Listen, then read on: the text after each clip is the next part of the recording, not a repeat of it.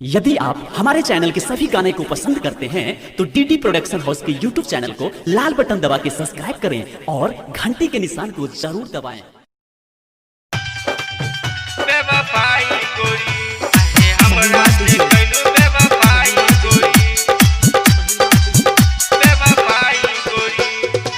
बस चौक पाली presented by DD production house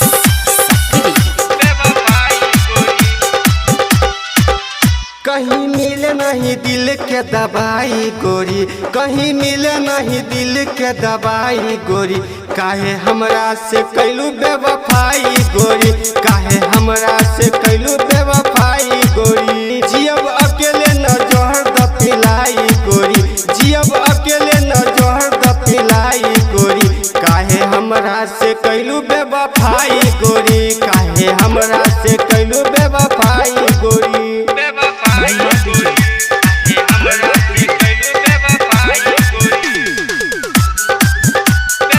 बस चौक पाली बस चौक पाली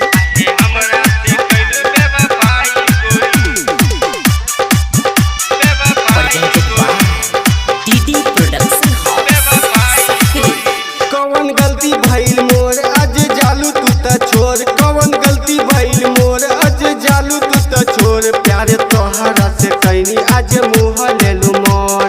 अखिया से आबे न रोआई गोरी, खाली अखिया से आबे न रोआई गोरी। काहे कैलू हमरा से बेवफाई गोरी, काहे हमरा से कैलू बेवफाई गोरी। कहीं मिले नहीं दिल के दवाई गोरी, कहीं मिले नहीं दिल के दवाई गोरी। काहे हमरा से कैलू बेवफाई गोरी, काहे हमरा से कैलू बेवफाई गोरी।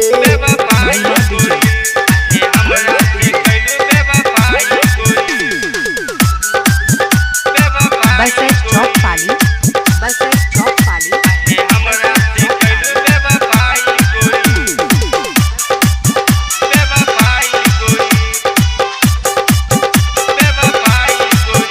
आज तोड़ देलू पीत गम में गावे कुंदन गीत, आज तोड़ देलू पीत गम में गावे कुंदन गीत। सोनू सचिन मन करे जाई दुनिया से में, हमर सपना तू दिहलू जराई गोरी, सोचल सपना तू दिहलू जराई गोरी। काहे हमरा से कैलू बेवफाई गोरी, काहे हमरा से कैलू बेवफाई गोरी। कहीं मिले नहीं दिल के दवाई गोरी, कहीं मिले नहीं दिल के दवाई गोरी। काहे हमरा से कैलू बेवफाई गोरी,